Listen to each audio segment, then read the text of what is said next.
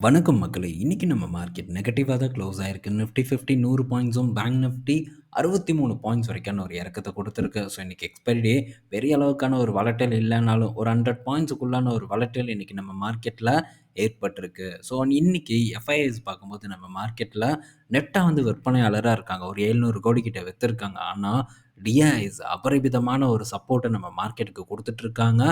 6150 கோடிக்கு பார்த்தீங்கன்னா, நம்ம மார்க்கெட்ல பணத்த வந்து உள்ள போட்டுருக்காங்க. ஸோ டிஐஎஸ் அப்டின்னா யாரு? நம்மளும் வந்து இந்த இடத்துல வந்து அடங்குவோம். ஸோ நம்மளும் பணத்த பம்ப் பண்ணிட்டுருக்கோம். ஸோ அதுபோக மற்ற இன்ஸ்டிடியூஷனலும் பார்த்தீங்கன்னா, நம்ம மார்க்கெட்குள்ள பணத்த கொட்டிட்டு இருக்காங்க. இதனால நம்ம மார்க்கெட்லயும் பெரிய அளவுக்கான ஒரு கரெக்ஷன் வந்து ஏற்பட மாட்டேங்குது. ஸோ நிஃப்டி பார்க்கும்போது இன்னமும் ஒரு நல்ல பீக்ல தான் ட்ரேட் ஆயிட்டுருக்கு. ஸோ இன்னைக்கா, நாளைக்கா அப்படிங்கிறது தான் கேள்வி. இதோட பழைய ஒரு உச்சத்த வந்து கட் பண்றதுக்கு எனக்கு தெரிஞ்சு விரைவில் நிஃப்டி 50 பழைய உச்சத்த கட் பண்ணி, இன்னும் ஒரு கொஞ்சம் தூரம் ஒரு ஏற்றத்த குடுக்கும் அப்படிங்கிற ஒரு எதிர்பார்ப்பு பெரிய அளவுக்கு வந்து இருந்துட்டுருக்கு. ஸோ பேங்க் நிஃப்டி அத சிறப்பா செஞ்சுட்ருக்கு. தொடர்ந்து பார்த்தீங்கன்னா, புது ஒரு உச்சத்த தான் அப்படியே ஸ்லோவா வந்து நகர்ந்து கொண்டு போயிட்டே வந்து இருக்கு. நிஃப்டியும் விரைவில் அத பண்ணும் அப்படிங்கிற எதிர்பார்ப்பு ரொம்ப ஸ்ட்ராங்கா இருக்கு. பட் வெயிட் பண்ணி பார்ப்போம் என்ன நடக்குது அப்படின்ட்டு. ஸோ நெக்ஸ்ட்டு பார்த்தீங்கன்னா, நம்ம டாடா மோட்டார்ஸ பத்தி இப்போ 2 நாளா டிஸ்கஸ் பண்ணிட்டு வந்துட்டுருக்கோம். ஸோ அதில என்னென்ன நடக்குது அப்படிங்கிறது தொடர்ந்து ட்ராக் பண்ணிட்டுருக்கோம். ஸோ இத நம்ம ட்ராக் பண்ணாம, இத பத்தி உங்க கூட ஷேர் பண்ணாம கூட வந்து இருக்கலாம். பட் என்ன நடக்குது? நான் என்ன மனநிலையில இருக்கேன் அப்படிங்கிறத உங்க கூட ஷேர் பண்ணா நல்லாயிருக்கும் அப்படிங்கிறதுக்காக தான், அத பத்தி நம்ம தொடர்ந்து டிஸ்கஸ் பண்ணிட்டு இருக்கோமே தவிர, ஸோ டெய்லி அதையே பேசணும் அப்படிங்கிற ஒரு எண்ணம் எனக்கு சுத்தமா வந்து கிடையவே கிடையாது. ஸோ ஏன்னா, இப்ப அந்த ஸ்டாக் பார்த்தீங்கன்னா, ஆல்மோஸ்ட் வந்து நமக்கு ஆப்பர்ச்சுனிட்டிய கொடுக்கக்கூடிய ஒரு இடத்துல வந்து இருக்கு. நம்ம 1 வருஷமா அத பத்தி டிஸ்கஸ் பண்ணிட்டு வந்துட்டுருக்கோம். ஆல்மோஸ்ட் பீக்லேருந்து இத வாங்குறது ஆபத்து அப்படிங்கிறத டிஸ்கஸ் பண்ணிட்டே தான் வந்துட்டுருக்கோம். ஸோ நண்பர்களும் தொடர்ந்து பலரும் வந்து வெயிட் பண்ணிட்டு கூட வந்து இருக்கலாம். அதனால ஒன்ஸ் வந்து ஆப்பர்ச்சுனிட்டி வந்ததுன்னா, அந்த டைம்ல ஸோ நம்ம திரும்ப வந்து எல்லாத்தையும் வந்து உட்காந்து ஒரே நாள்ல டிஸ்கஸ் பண்ண முடியாது. அதனால என்னென்ன நடக்குது அப்படிங்கிறத நம்ம நண்பர்கள் உள்வாங்கிக்கணுங்கிறதுக்காக தான் தொடர்ந்து இத பத்தி நம்ம டிஸ்கஸ் பண்றோம். அந்த வரிசையில இன்னைக்கு நம்ம என்ன டிஸ்கஸ் பண்ணோம்னா, டாடா மோட்டார்ஸ பார்த்தீங்கன்னா, சென்செக்ஸ்ல இருந்து வந்து ரிமூவ் பண்ண போறாங்க அப்படிங்கிறது நம்ம டிஸ்கஸ் பண்ணோம். ஸோ அதுக்கு ஒரு நண்பர் அந்த நம்ம டிஸ்கஸ் பண்ண கரெக்ட்டான ஒரு இடத்த பார்த்தாரா என்னன்னு கூட வந்து தெரியல. ஸோ அவர் ஜஸ்ட் தம்ப்நெயில பார்த்து வந்து கமெண்ட் பண்றாரான்னும் தெரியல. நான் ராங் இன்ஃபர்மேஷன் குடுக்குறேன் அப்படின்ட்டு ஒரு கமெண்ட் வந்து போட்டு விட்டுருக்காரு. ஸோ அந்த கமெண்ட் இந்த இடத்துல நான் போஸ்ட் பண்றேன். ஸோ நான் சொன்னது சென்செக்ஸ். பட் அவர் என்ன நினைச்சுக்கிட்டாருன்னா, ஸோ நிஃப்டி 50லேருந்து வந்து ரிமூவ் பண்றாங்க அப்படின்ட்டு அவர் வந்து போட்டிருக்காரு. அது போட்டது மட்டும் இல்லாம, ஸோ இந்த மாதிரி ரூமர்னால தான் பேனிக் செல்லிங் அதிகமா நடக்குது. தயவு செஞ்சு வந்து இத கரெக்ட் பண்ணுங்க அப்படின்னு வந்து குடுத்துருக்காரு. ஸோ என்னோட சைட்ல நான் சரியான ஒரு இன்ஃபர்மேஷன வந்து குடுத்துருக்கேன். ஸோ கரெக்ட் பண்ண வேண்டிய அவசியம் எதுவும் இல்ல அப்படிங்கிறத இந்த இடத்துல நான் மென்ஷன் பண்ணிக்கிறேன். அதே மாரி என்ன சொல்ல வரேன் அப்படிங்கிறத முதல்ல கேளுங்க. நீங்க ஒண்ணு நெனச்சுட்டு, ஸோ ஏதோ ஒண்ணு வந்து கமெண்ட்ல போடுறதுனால எதுவும் வந்து ஆகப் போறதில்ல. அடுத்தது பார்த்தீங்கன்னா, சம்மந்தமே இல்லாம இன்னொரு ஒரு நபர் பார்த்தீங்கன்னா, ஸோ இந்த மாரியான விஷயங்கள் எல்லாம் பார்த்தீங்கன்னா, ரொம்ப அஷேம்டு அப்படின்ட்டு வந்து கமெண்ட் போட்டிருக்காரு. இந்த நண்பருக்கு என்ன பிரச்சனை அப்படிங்கிறது தெரியல. தொடர்ந்து பார்த்தீங்கன்னா, ஏதாச்சும் ஒரு வகையில நம்மள வந்து நோண்டிட்டே தான் வந்து இருக்காரு. ஸோ என்ன பிரச்சனை அப்படிங்கிறது தெரியல. ஸோ என்னமோ வந்து ஒண்ணு பண்ணிட்டு போட்டும். பட் இந்த மாரியும் ஆட்கள் இருக்காங்க அப்படிங்கிறத ஷேர் பண்றேன். 2வது நேத்து இதே நபர் பார்த்தீங்கன்னா, ஒரு கமெண்ட் போட்டிருந்தாரு. அதுக்கான ஒரு இன்ஃபர்மேஷன், அதுக்கான ஒரு கிளாரிஃபிகேஷனையும் இன்னைக்கு ஆஃப்டர்நூன் வீடியோல நம்ம குடுத்திருந்தோம். ஸோ அது என்ன அப்படின்னு பார்த்தீங்கன்னா, ஸோ இந்த செரியோட வெப்சைட்லலாம் நான் போய் பார்த்தேன். டாடா மோட்டார்ஸோட இதுதான் அப்படின்ட்டு வந்து அவங்க சொல்லிட்டு இருக்காங்க. பட் நம்ம அத பற்றியும் வந்து சொல்லியிருந்தோம். ஸோ ஜஸ்ட் அது ஒரு ஜாயிண்ட் வென்ச்சர் அப்படின்ட்டு செரி தனி இண்டிபெண்டன்ட் கம்பெனி. ஸோ அதோட வேல்யூ பார்த்தீங்கன்னா, டாடா மோட்டார்ஸ் பக்கத்துல கூட போ முடியாது. அந்த அளவுக்கு மதிப்பு. கிட்டத்தட்ட ஒரு $180 பில்லியன் மதிப்பிலான கம்பெனி அந்த கம்பெனி. ஸோ நம்ம ஜெனரல் மோட்டார், ஃபோர்ட் மோட்டார் இது எல்லாத்தையும் சேர்த்துனா கூட செர்ரிக்கு பக்கத்தில போ முடியாது. ஸோ அந்த அளவுக்கு வேல்யூவேஷன்ல இருக்கக்கூடிய ஒரு நிறுவனம். ஸோ அது கூட வந்து போட்டுட்டு இருக்காங்க. உண்மைய சொல்லப்போனா டெக்னாலஜி ட்ரான்ஸ்ஃபர் எல்லாம் டாடா மோட்டார்ஸ்க்கு அவங்க தான் வந்து குடுத்துட்டு இருக்காங்க. ஸோ இப்ப இந்த ஜாயிண்ட் வென்ச்சர்ல நம்ம எடுத்து பார்க்கும்போது, இவங்க டிசைனிங் தான் வந்து பண்றாங்க. ஸோ மத்த பல டெக்னாலஜிஸ் பார்க்கும்போது செர்ரி தான் வந்து புரொவைட் பண்ணிட்டு இருக்காங்க. குறிப்பா இந்த எலக்ட்ரிக் டெக்னாலஜிய வந்து குடுத்துட்டு இருக்காங்க. ஸோ ஜாயிண்ட் வென்ச்சர் என்ன? பேரண்ட் கம்பெனி என்ன? அப்படிங்கிறத தயவு செஞ்சு வந்து பார்த்துட்டு, அதுக்கப்புறமா கமெண்ட்ல பண்ணலாம். ஸோ இதெல்லாம் எதுக்கு வந்து நான் டிஸ்கஸ் பண்றேன்? நான் வந்து இந்த டாடா மோட்டாருக்கு எதிரானவனா? அப்படிங்கன்னா, பலருக்கும் ஒரு கேள்வி இருக்கலாம். ஏன்னா, இப்போ ப்ரொஜெக்ஷன் அந்த மாரி தான் வந்து போயிட்டுருக்கு. ஸோ டாடா மோட்டாருக்கு எதிரானவன், டாடா குரூப்புக்கு எதிரானவன் அப்படிங்கிற மாரியான கமெண்ட்ஸ் எல்லாம் நான் நெறையா வந்து பார்த்துட்டுருக்கேன். ஸோ எந்த ஒரு குரூப்புக்கும் எதிரானவன் நான் டெஃபினட்டா வந்து கிடையாது. நமக்கு என்ன வந்து எதிரான ஒரு விஷயம்னா, இப்ப இருக்கக்கூடிய விலை தான் எதிரான ஒரு விஷயம். அந்த ஒரு பங்கு நியாயமான விலையில இருக்கா? ஸோ ஒரு முதலீட்டாளர், அதாவது நான் வந்து வாங்கக்கூடிய விலையில இருக்கா? அப்படிங்கிறது மட்டும் தான் என் பார்வையில இருந்து நான் பார்ப்பேனே தவிர, இந்த குரூப்ப நான் ஒதுக்குவேன், அந்த குரூப்ப நான் ஒதுக்குவேன் அப்படின்ட்டு எந்த ஒரு குரூப்பும் வந்து கிடையாது. அதாவது அதானிய மட்டும் நம்ம தனியா சேர்த்துக்கலாம். ஏன்னா, அங்க இன்வெஸ்ட்மென்ட் பண்றது பார்த்தீங்கன்னா, ரிஸ்க்கா வந்து நான் ஃபீல் பண்றேன். மத்தபடி எல்லா பங்கும் ஒண்ணு தான். நல்ல விலையில கிடைச்சதுன்னா டெஃபினட்டா நான் வாங்குவேன். அதே மாரி நான் மொதல்ல லாங் டெர்ம்க்கு வந்து இன்வெஸ்ட்மென்ட் பண்ணணும் அப்படின்னு நெனச்சு, தைரியமா முதலீடு பண்ண பங்கு பார்த்தீங்கன்னா, டாடா பவர். ஸோ, அதுக்கு முன்னாடி பார்த்தீங்கன்னா, நான் கம்ப்ளீட்டா ஸ்விங் ட்ரேட் தான் பெரிய அளவுக்கு வந்து பண்ணிட்டுருந்தேன். டாடா பவர் அப்ப பண்ணது ரூ. 90க்கு வாங்குனது, இன்னும் வரைக்கும் பார்த்தீங்கன்னா, ஹோல்டு பண்ணிட்டுருக்கேன். அதுக்கு அடுத்தபடியா ஒன்ஸ் வந்து ஒரு போனஸ் வரும்போது, திரும்பவும் டாடா மோட்டார் வாங்குனேன். அதே மாரி டாடா கன்சியூமர் வாங்குனேன். இதெல்லாம் பார்த்தீங்கன்னா, முன்னாடி ரொம்ப வந்து கான்ஃபிடென்ட்டா வாங்குன பங்குகள். பட் டாடா கன்சியூமர் என்கிட்ட இல்ல. அத வந்து நான் ஒரு ரூ. 850 ரூ. 880 கிட்ட வந்து குடுத்துட்டேன். பட் அதுக்கப்புறமா அது இன்னும் ஏறி தான் இருக்கு. நான் வாங்குனது 640 அப்படிங்கிற ஒரு ரேஞ்சு. அங்கருந்து கொஞ்சம் ஏறுனோனே வந்து குடுத்துட்டேன். எனக்கு இது போதும் அப்படின்ட்டு. ஸோ இதெல்லாம் 21 அந்த டைம்ல வந்து நான் சொல்லிட்டு இருக்கேன். அப்போ மொத தேர்வு அப்படின்னு பார்க்கும்போது, டாடா குழும பங்குகள் அப்படிங்கிறதுல நான் வந்து கான்ஃபிடென்ட்டா இருந்தேன். ஸோ அதே மாரி இப்ப டிசிஎஸ்ல ஆப்பர்ச்சுனிட்டி இருக்கு அப்படின்ட்டும் தொடர்ந்து வந்து பேசுறோம். ஸோ இதிலிருந்து உங்களுக்கு புரிய வேண்டாமா? நான் வந்து இந்த குழுமத்துக்கு எதிரானவன் அப்படின்ட்டுலாம் வந்து சொல்றீங்களே, இத்தன விஷயங்கள் நடக்குது. ஸோ டிசிஎஸ்ஸ நான் ஃபோக்கஸ் பண்றேன்.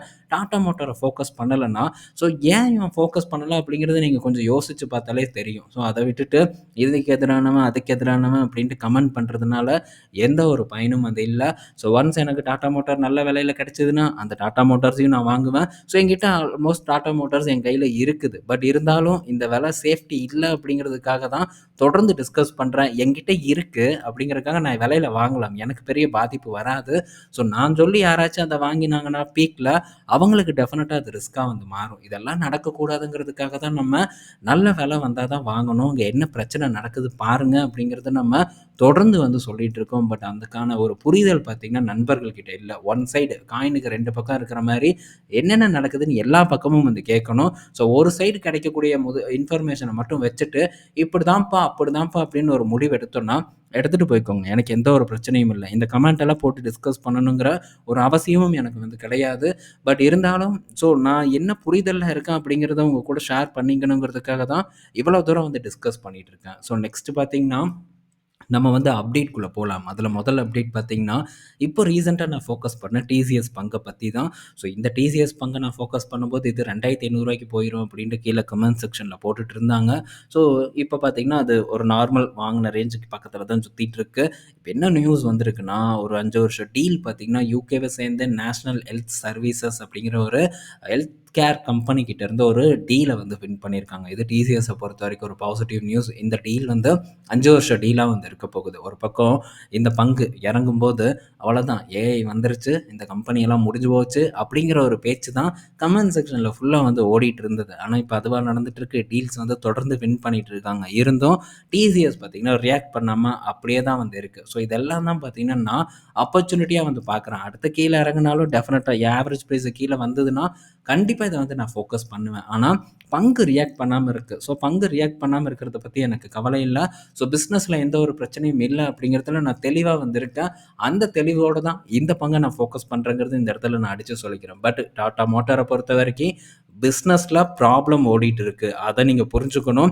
வேல்யூவேஷன் மேட்டரே இல்லங்கிறத திரும்ப திரும்ப நான் அழுத்தம் திருத்தமா உங்க கூட சொல்லிக்கிறேன். ஸோ இது முழுக்க முழுக்க என் நண்பர்களுக்காக தான். ஸோ என் நண்பர்கள் மாட்டக்கூடாதுங்கிறது என்னுடைய ஒரு நோக்கமா இருக்கு. ஸோ நான் வந்து என் நண்பருக்கு எடுக்க மாட்டேன். எங்க வீட்டாளுங்களுக்கு எடுக்க மாட்டேன். ஸோ நான் என்ன பண்றேனோ, அவங்களும் நல்லா இருக்கணுங்கிறதுக்காக பண்றது மட்டும் தான் நம்மளுடைய ஒரு வேலையா இருக்கும். ஸோ புரிஞ்சுக்கோங்க, புரிஞ்சுக்கோங்க. நெக்ஸ்ட் பார்த்தீங்கன்னா ஹெச்யூஎல் கிட்ட இருந்து ஒரு அப்டேட் வந்திருக்கு. ஸோ ஹெச்யூஎல் பார்த்தீங்கன்னா, குவாலிட்டி அவார்ட்ஸ் இந்த ஐஸ்கிரீம் பிசினஸ வந்து டீமர்ஜ் பண்ண போறேன். அதாவது சொல்லியிருந்தாங்க முன்னாடியே. இப்போ அதுக்கான டேட்ட வந்து சொல்ட்டாங்க. டிசம்பர் 5 பார்த்தீங்கன்னா, ரெக்கார்ட் டேட்டா அனௌன்ஸ் பண்ணியிருக்காங்க. ஸோ உடனே இந்த டீமர்ஜருக்காக நம்ம ஹெச்யூஎல்ல வாங்கலாமாங்கிற கேள்வியெல்லாம் வரலாம். பட் அதுக்காகலாம் நம்ம இந்த ஹெச்யூஎல்ல வாங்கக்கூடாது. ஸோ இதெல்லாம் பார்த்தீங்கன்னா, ரொம்ப ரொம்ப லாங் டெர்ம் கேம். ஸோ இது ஒரு தரமான ஒரு பங்கு எஃப்எம்சிஜி செக்டார பொறுத்தவரைக்கும். ஒன்ஸ் வந்து 2,200க்கு கீழ வந்ததுன்னா இந்த பங்குல வந்து ஆப்பர்ச்சுனிட்டி இருக்கும். ஸோ, அப்ப மட்டும் தான் நம்ம இத ஃபோக்கஸ் பண்ண முடியும். அந்த டைம்ல இதுக்கு முன்னாடியெல்லாம் நம்ம ஃபோக்கஸ் பண்ணியிருக்கோம். ஸோ, இப்போதைக்கு பெரிய ஒரு பெர்ஃபார்மன்ஸ் இல்லைனாலும், ஃபியூச்சர்ல ஒரு நல்ல பெர்ஃபார்மன்ஸ் குடுக்கலாம். ஒரு ஸ்ட்ராங்கான ஒரு கம்பெனி. அதுல எந்த ஒரு டவுட்டும் இல்ல. ஸோ, முன்னாடி ஃபோக்கஸ் பண்ணவங்களுக்கு இந்த ஐஸ்கிரீம் பங்கும் பார்த்தீங்கன்னா, இலவசமா வந்து கிடைச்சுக்கும். ஸோ, கையில வச்சுட்டு நம்ம பாட்டுக்கு நிம்மதியா உட்காந்துக்கலாம். ஏறும்போது ஏறட்டும். அடுத்த ஆப்பர்ச்சுனிட்டி வந்ததுன்னா, ஃபோக்கஸ் பண்றதுக்கு நம்ம ட்ரை பண்ணலாம். அடுத்தது ஸோ ரிலையன்ஸ் கிட்ட இருந்து ஒரு அப்டேட் வந்திருக்கு. என்னன்னா, ரிலையன்ஸ் வந்து ஒரு 1,000,000 பேரல் பார்த்தீங்கன்னா, குவைத்திலிருந்து க்ரூட் ஆயில வாங்க போறதா அப்டேட் வந்து குடுத்துருக்காங்க. ஸோ ரீசென்ட்டா இப்ப இந்த ரஷ்யாலருந்து வாங்குவது பெரிய ஒரு தடையா வந்து மாறிட்டுருக்கு. அதனால ஸோ இவங்க திரும்ப வந்து இந்த குவைத்ல வாங்குறாங்க, யுஎஸ்ல வாங்குறாங்க, மிடில் ஈஸ்ட்ல வேற வேற கண்ட்ரீஸ்ல வாங்குறாங்க. ஸோ இவங்களுக்கு தடையின்றி வந்துட்டுருக்கு. ஸோ இவங்க பிசினஸும் தடையின்றி நடக்குங்கிறதுல எந்த சந்தேகமும் வேண்டாம். ஸோ இன்னும் பார்த்தீங்கன்னா, விரைவில் புது புது பிசினஸ் பார்த்தீங்கன்னா, இவங்களோட ரிலையன்ஸ் குழுமத்துக்குள்ள வந்து ஆட் ஆக போகுது. ஸோ அது இன்னும் வந்து ஒரு அடுத்த குரோத்த பார்த்தீங்கன்னா, ரிலையன்ஸ்க்கு ஏற்படுத்தி குடுக்கும். பட் ரிலையன்ஸ்ல இப்போ வாய்ப்பெல்லாம் எதுவுமே வந்து இல்ல. ஸோ வாய்ப்பு வரும்போது இத ஃபோக்கஸ் பண்றத பத்தி நம்ம திங்க் பண்ணிக்கலாம். அடுத்தது பார்த்தீங்கன்னா ஸோ நியூஜென் சாஃப்ட்வேர் கிட்டேருந்து ஒரு அப்டேட் வந்திருக்கு. இதெல்லாம் ஒன்ஸ் பார்த்தீங்கன்னா, ஒரு ஷார்ட் டெர்ம்க்கு நான் ஃபோக்கஸ் பண்ண பங்கு. என்னன்னா, இப்போ ஒரு 1.4 மில்லியன் கிரேட் பிரிட்டன் பவுண்ட் கான்ட்ராக்ட்ட பார்த்தீங்கன்னா, யுகேவை சேர்ந்த ஒரு கஸ்டமர் கிட்டேருந்து வின் பண்ணியிருக்கிறதா சொல்லியிருக்காங்க. எந்த கஸ்டமர் இப்போ டிசிஎஸ் பார்த்தீங்கன்னா, இதுதான் இந்த கிளையண்ட் கிட்டேருந்து தான் நாங்க டீல் வின் பண்ணியிருக்கோன்ட்டு தெளிவா மென்ஷன் பண்ணிட்டாங்க. ஆனா, அவங்க கான்ட்ராக்ட்டோட வேல்யூவ மென்ஷன் பண்ணல. ஸோ பெரிய கம்பெனிஸ் எல்லாம் இப்போ கான்ட்ராக்ட் வேல்யூவ வந்து மென்ஷன் பண்ண மாட்டேங்கிறாங்க. சின்ன கம்பெனி இப்ப என்ன பண்றான், ஸோ எவ்வளோ மதிப்புங்கிறத சொல்றான். எந்த கஸ்டமர் அப்படிங்கிறத வெளிய வந்து சொல்லாம வந்து இருக்கான். ஸோ இது நியூஸ்ஜென் கிட்டேருந்து வந்த அப்டேட். இந்த பங்கும் இப்போ ஓரளவு நல்ல பெர்ஃபார்மன்ஸ குடுத்து கரெக்ட்டா இருந்தது. பட் இப்ப இது பக்கமெல்லாம் திரும்புறதுக்கு நான் தயாரா வந்து இல்ல. அடுத்தது மாருதி சுசுகி கிட்டேருந்து ஒரு அப்டேட் வந்திருக்கு. ஸோ மாருதி சுசுகி பார்த்தீங்கன்னா, ஒரு 25,00,000 காருக்கு வந்து லோன் ஏற்பாடு பண்ணி குடுத்துருக்கிறதா சொல்லியிருக்காங்க. இவங்களுடைய பிளாட்ஃபார்ம் மூலியமா Maruti Suzuki smart finance digital car finance platform மூலியமா இந்த கார்களுக்கு லோன் ஏற்படுத்தி குடுத்துருக்காங்க. ஸோ 21 ஃபினான்ஷியல் இயர்ல இது லான்ச் பண்ணப்பட்டிருக்கு. ஆல்மோஸ்ட் ஒரு 1,25,00,000 கோடி வரைக்கும் இவங்க ஃபெசிலிட்டி பண்ணி குடுத்துருக்கிறதாவும் டேட்டா வந்து வந்திருக்கு. அடுத்தது ஸோ NVIDIA கிட்டேருந்து ஒரு அப்டேட் வந்திருக்கு. ஸோ NVIDIA இப்ப அவங்களுடைய சிஇஓ என்ன வந்து சொல்லியிருக்காங்கன்னா, எங்ககிட்ட $500 பில்லியன் மதிப்பிலான ஆர்டர் புக் இருக்கு அப்டின்ட்டு ஒரு பெரிய குண்டா எடுத்து போட்டிருக்காங்க. நீ என்னமோ வச்சுட்டு போன்ட்டு இன்னைக்கு டேல இந்த பங்க போட்டு அடிக்க தான் செஞ்சிருக்காங்க. ஸோ இன்னும் மார்க்கெட் ஓப்பன் ஆகல. ப்ரீ மார்க்கெட்ல இந்த பங்கு இறங்கி தான் ட்ரேட் ஆயிட்டு இருக்கு. பட் மிகப்பெரிய கான்ட்ராக்ட் புக் இருக்கு. ஸோ நல்ல ரெவென்யூவ வந்து இந்த NVIDIA கிட்டேருந்து யுஎஸ் பார்த்தீங்கன்னா எக்ஸ்பெக்ட் பண்றாங்க. பொறுத்திருந்து பார்ப்போம் என்ன நடக்குதுன்ட்டு. அடுத்தது நோவோ நார்டிஸ்க் கிட்டேருந்து ஒரு அப்டேட் வந்திருக்கு. ஸோ நோவோ நார்டிஸ்க் பார்த்தீங்கன்னா, வீகோவியோட பிரைஸ் அண்ட் ஒசிம்பிக்கோட பிரைஸ வந்து கட் பண்ண போறதா ஒரு அப்டேட் வந்து குடுத்துருக்காங்க. ஸோ $350 பெர் மந்த் அப்படின்ட்டு பிரைஸ வந்து ஃபிக்ஸ் பண்ணிட்டாங்க. ஸோ $499 இப்போ $349 வந்து குறைச்சிருக்காங்க. இது பார்த்தீங்கன்னா, இப்போ ரீசென்ட்டா ட்ரம்ப் கூட நடந்த பேச்சுவார்த்தையினால தான் நடந்திருக்கு. 2வது ஃபர்ஸ்ட் டைம் ஆஃபரா சில இன்சூரன்ஸ் பிளான் வச்சிருக்கக்கூடிய கஸ்டமர்ஸ்க்கு அதாவது பேஷண்ட்டுக்கு $149ல ஓரல் பில் வீகோவிய வந்து சப்ளை பண்ண போறதாவும் வந்து சொல்லியிருக்காங்க. பட் இது வந்து லிமிட்டட் ஆஃபர் அப்படிங்கிற மாரி தான் இருக்கு. ஸோ பின்னாடி ஏத்துவாங்களாங்கிறத நம்ம வெயிட் பண்ணி பார்க்கணும். இந்த வருட எண்டுல வீகோவி வெயிட் லாஸ் பில் பார்த்தீங்கன்னா, அறிமுகப்படுத்திருவாங்க. ஸோ இது எல்லை லில்லிக்கு முன்னாடியே இந்த லான்ச் வந்து ஏற்படுது. இது நோவோ நார்டிஸ்க்கு அகைன் ஒரு அட்வான்டேஜ ஏற்படுத்தி குடுக்கும். ஸோ பார்ப்போம். இது ஒரு நல்ல நியூஸ். பட் இதுவும் பெரிய ஒரு பெர்ஃபார்மன்ஸ் எல்லாம் இன்னைக்கு பண்ணல. லைட்டா வந்து டிக்ளைன் ஆயி தான் இருக்கு. ஸோ இந்த இடத்துலயும் ஒரு நல்ல பொசிஷன பில்ட் பண்ணி வச்சிருக்கேன். ஸோ பொறுத்திருந்து பார்ப்போம் என்ன நடக்குதுன்ட்டு. ஸோ நம்ம நெனச்ச உடனே வந்து எந்த ஒரு ஏற்றமும் நடக்காது. ஸோ பொறுமையா இருந்தா தான் நல்ல ஏற்றமே பார்த்தீங்கன்னா ஏற்படும். அடுத்தது பார்த்தீங்கன்னா இப்ப இந்த பப்ளிக் செக்டார் பேங்க் மெர்ஜர பத்தி பெரிய அளவுக்கான பேச்சு வந்து ஓடிட்டு இருக்கு. ஸோ இதெல்லாம் waste. Public sector bank merge பண்றனால இருக்கக்கூடிய பிசினஸும் வந்து இருக்கக்கூடிய பெரிய பேங்க்குக்கு அது ஒரு பெரிய ட்ராபேக்கா அமையுங்கிற ஒரு பிரச்சாரம் பார்த்தீங்கன்னா ஓடிட்டு இருக்கு. பட் உண்மை என்ன? உண்மை அதுவா அப்படின்னு கேட்டா டெஃபினட்டா வந்து இல்ல. ஸோ இந்தியன் பேங்க் அருமையான ஒரு பெர்ஃபார்மன்ஸ குடுத்துட்டு இருக்கக்கூடிய ஒரு பங்கு. ஸோ இந்த 2020லேருந்து இந்தியன் பேங்க் பார்த்தீங்கன்னா, கிட்டத்தட்ட 20 பேக்கர் ரிட்டர்ன பார்த்தீங்கன்னா டெலிவர் பண்ணியிருக்கு. ஸோ ஹையஸ்ட் எவர் ரிட்டர்ன் அப்படின்னு நம்ம சொல்லலாம். இந்த இந்தியன் பேங்க்கெல்லாம் ஏன் வந்து நான் ஃபோக்கஸ் பண்றதுக்கு மறுத்தேன்? இதெல்லாம் நான் முன்னாடியே வீடியோல பேசியிருக்கேன். எனக்கு இந்தியன் பேங்கோட கஸ்டமர் சர்வீஸ் பார்த்தீங்கன்னா, சுத்தமா வந்து புடிக்காது. நம்மள போனா ஒன்னத்துக்கும் வந்து மதிக்கவே மாட்டானுங்க. அதனால அந்த பேங்க் பக்கம் போறதுக்கே நமக்கு புடிக்காது. ஸோ இந்த ஒரு காரணத்தினால இந்தியன் பேங்க்க நான் அவாய்ட் பண்ணேன். பட் இதே நான் வந்து இந்த வெறுப்பு இல்லாம இருந்தேன்னா, ஸோ நான் ஆஸ் அ கஸ்டமரா இப்படி யோசிக்காம, ஸோ பேங்க்கோட உண்மையான வளர்ச்சி எப்படி இருக்கு அப்படிங்கிறதெல்லாம் கொஞ்சம் வந்து ஸ்டடி பண்ணியிருந்தேன்னா, இந்த இடத்துல ஒரு பொசிஷன கூட நான் எடுத்திருப்பேன். ஏன்னா, யூனியன் பேங்க் நான் ரூ. 40க்கு வாங்குனேன். ரூ. 150 தான் வந்து போயிருக்கு. ஸோ அதே டைம்ல நம்ம இந்த இந்தியன் பேங்க வாங்கியிருந்தேன்னா, அருமையான ஒரு ரிட்டர்ன் பார்த்தீங்கன்னா, எனக்கு கிடைச்சிருக்கும். ஸோ யூனியன் பேங்க காட்டிலும் அதிகப்படியான ரிட்டர்ன் இந்த இடத்துல என்னால ஜெனரேட் பண்ணியிருக்க முடியும். பட் என்னுடைய வெறுப்பு காரணமா இத வந்து நான் அவாய்ட் பண்ணிட்டேன். ஸோ அன்னைக்கே நான் முடிவு பண்ணிட்டேன். இந்த மாரி வெறுப்பு காரணமாக ஒரு பங்க வந்து நம்ம அனாலிசிஸ் பண்ணக்கூடாது. ஒரு பங்க ஃபோக்கஸ் பண்ணக்கூடாதுங்கிறத தெளிவா வந்து என் மைண்ட்ல ஏத்தி வச்சிருக்கேன். ஸோ பங்கோட பெர்ஃபார்மன்ஸ நம்ம பார்க்கணும். உனக்கு ஒரு பர்சனலா நம்ம தனி ஒரு ஆளா, நமக்கு நல்லா இல்ல அப்படிங்கிறதுக்காக ஒரு நிறுவனத்த வந்து ஒதுக்குவது சரியில்ல. உங்களுக்கு நல்லா இல்ல, வேற ஒரு பிரான்ச்ல நல்ல ஒரு சர்வீஸ மேபி வந்து குடுக்கலாம். ஸோ ஓவராலா இந்த மெர்ஜர் நடந்தது. இந்த மெர்ஜருக்கு அப்புறம் பார்த்தீங்கன்னா, இந்தியன் பேங்கோட பெர்ஃபார்மன்ஸ் வந்து மோசமாயிருச்சா அப்படின்னு நம்ம கேட்டோம்னா, கண்டிப்பா வந்து இல்ல. 21ல பார்த்தீங்கன்னா, 21ஓ 20யோ மார்ச் மாசம் வந்து மெர்ஜர் நடந்தது. அப்ப இருந்து பார்த்தீங்கன்னா, இந்த பேங்கோட பெர்ஃபார்மன்ஸ நீங்க எடுத்து போய் பாருங்க. ஸோ 3000 கோடி நம்ம 21ன்னே எடுத்துக்கலாம். ஸோ 3000 கோடி வந்து வருஷ ப்ராஃபிட் பண்ணியிருக்காங்க. இப்போ 11,264 கோடி வந்து பண்ணியிருக்காங்க. ஸோ கன்சிஸ்டன்ட்டான ஒரு குரோத்த இந்தியன் பேங்க் டெலிவர் பண்ணிட்டு இருக்கு. ஸோ வெறும் லாபத்தில மட்டும் இல்ல, அசெட் குவாலிட்டிய போய் பாருங்க. அசெட் குவாலிட்டி எந்த அளவுக்கு இம்ப்ரூவ்மென்ட் நடந்துட்டு இருக்குன்ட்டு. ஸோ வெறும் வாய் வாக்குல அதெல்லாம் விளங்காது, நாசமா போயிரும் அப்படின்ட்டுலாம் வந்து பேசிட்டு இருக்கக்கூடிய விஷயங்கள் எல்லாம் நம்ம புறந்தள்ளிட்டு, உண்மையா என்ன நடக்குது அப்படிங்கிறத நம்ம பார்க்கணும். சோ கால்டு குட்டி பேங்க் எல்லாம் நம்ம வச்சுட்டு போட்டு, ஸோ இந்த பேங்க் தான் நல்லா பெர்ஃபார்மன்ஸ் பண்ணும். பிஎஸ்யூ பேங்க் வேஸ்ட் அப்படின்னு சொல்றதுல எந்த ஒரு அர்த்தமும் இல்ல. ஸோ இதுக்கு முன்னாடி இருந்த பிஎஸ்யூ பேங்க்ஸ் இப்ப கிடையாது. இப்ப இருக்கக்கூடிய பிஎஸ்யூ பேங்க்ஸோட பெர்ஃபார்மன்ஸ் எக்ஸ்ட்ரார்டினரியா இருக்கு. ஸோ நல்ல ஒரு சேவைகளையும் வந்து குடுத்துட்டு இருக்காங்க அப்படிங்கிறத நான் கண்கூடா பார்த்துட்டு இருக்கேன். என்கிட்ட சில பிஎஸ்யூ பேங்க் அக்கவுண்ட்டும் வந்து இருக்கு. ஒண்ணே ஒண்ணு. ஸோ நம்ம இந்த பர்சனல் லோன் இந்த மாரியெல்லாம் வந்து வாங்குவது ரொம்ப கஷ்டம். மத்தபடி பேங்க்ல போய் வேற ஏதாச்சும் ஒரு விஷயங்கள கேட்டா, ஸோ உட்கார வச்சு நீட்டா வந்து பேசலாம். ஏதோ ஒரு இடத்துல எகத்தால முடிச்சவன் எவனாச்சும் இருப்பான். ஸோ அந்த மாரி எவனா பேசினாலும் நம்ம திருப்பி வந்து அவனுக்கு என்ன பதில் குடுக்கணுமோ அத குடுத்துட்டு வந்துரணும். பட் மோஸ்ட்டா நான் போற இடத்துல எனக்கு ஓரளவு டீசென்ட்டான ஒரு ரெஸ்பெக்ட் பார்த்தீங்கன்னா கிடைச்சிட்டு தான் இருக்கு. ஸோ இதிலிருந்து என்னன்னா, இப்போ திரும்ப மெர்ஜர் நடக்க போகுது. இந்த மெர்ஜர்னால ஏதாச்சும் ஒரு பாதிப்பு ஏற்படுமானா, டெஃபினட்டா என்ன பொறுத்தவரைக்கும் ஏற்படாது. அகைன் ஒரு நல்ல வளர்ச்சிய நோக்கி போகும். ஸோ கொஞ்ச நாள் ஸ்ட்ரகிள் ஆனாலும் கூட, லாங் டெர்ம்ல திரும்ப ஒரு நல்ல பெர்ஃபார்மன்ஸ குடுக்கும். இப்ப யூனியன் பேங்க் அண்ட் இந்த பேங்க் ஆஃப் இந்தியா 2மே பார்த்தீங்கன்னா, நான் ஃபோக்கஸ் பண்ண பேங்க்கு.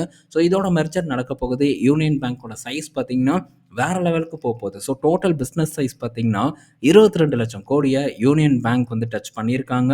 ஸோ ஸ்டில் பார்த்தீங்கன்னா, பிரைஸ் டூ புக் ரொம்ப அட்ராக்டிவா இருக்கு. பட் அதுக்காக இப்ப போய் நம்ம வாங்கணும் அப்படிங்கிற அவசியமெல்லாம் கிடையாது. ஸோ நான் இத ஃபோக்கஸ் பண்ணும்போது ரீட்டெயில் ஆப்ஷன் குளோபல் சேனல்ல ஒரு வீடியோ போட்டிருந்தேன். அப்போ இன்னும் ரொம்ப அட்ராக்டிவா இருந்தது இந்த பங்குகள் எல்லாம். பட் அந்த டைம்ல ஃபோக்கஸ் பண்ணியிருந்தா, ஒரு நல்ல ரிட்டர்ன் பார்த்தீங்கன்னா, நமக்கு இந்த இடத்துல கிடைச்சிருக்கும். ஸோ இதோட சைஸ், இதோட ப்ராஃபிட் குரோத் எல்லாம் பாருங்க. ஸோ பேங்க் ஆஃப் இந்தியாவோட ப்ராஃபிட் குரோத் எடுத்து நம்ம பாருங்க. ஸோ இதோட பெர்ஃபார்மன்ஸ் ஒண்ணா சேரும்போது, டெஃபினட்டா ஒரு நல்ல பெர்ஃபார்மன்ஸ் பார்த்தீங்கன்னா, நமக்கு யூனியன் பேங்க்ல கிடைக்குங்கிறதுல எந்த ஒரு சந்தேகமும் இல்ல. ஸோ ஜஸ்ட் பிஎஸ்யூ பேங்க் அப்படிங்கிறதுக்காக அவாய்ட் பண்ண அதுக்குன்னு இந்த டைம்ல ஆப்பர்ச்சுனிட்டி இல்ல. பட் போட்டு இந்த அளவுக்கு இவன் நல்லா அடிக்கணுமா அப்படின்னு கேட்டா, டெஃபினட்டா இல்ல அப்படிங்கிறத நம்ம ஒத்துக்கணும். ஸோ உண்மை என்ன அப்படிங்கிறத நிதானமா யோசிச்சு முடிவெடுங்க நண்பர்களே அப்படிங்கிறத சொல்றதுக்காக தான் இத பத்தி நம்ம இவ்வளோ தூரம் டிஸ்கஸ் பண்ணிட்டு இருக்கோம். இந்த வீடியோல நம்ம பல இன்ஃபர்மேஷன் பத்தி ஷேர் பண்ணியிருப்போம். ஸோ மேபி உங்களுக்கு கேள்விகள், சந்தேகங்கள் இருந்ததுன்னா தாராளமா கமெண்ட் செக்ஷன்ல போஸ்ட் பண்ணலாம். இந்த வீடியோ பயனுள்ளதா இருக்கும்னு நான் நினைக்கிறேன். பயனுள்ளதா இருந்ததுன்னா நம்ம நண்பர்கள் ஒரே ஒரு லைக் மட்டும் போட்டு விட்டுருங்க. ஸோ புதுசா வர நண்பர்களுக்கும் பயனுள்ளதா இருந்ததுன்னா லைக் பண்ணிட்டு நம்ம சேனலை சப்ஸ்கிரைப் பண்ணுங்க. நாளைக்கு இன்னொரு ஒரு வீடியோல நம்ம மீட் பண்ணுவோம். பாய் மக்களே!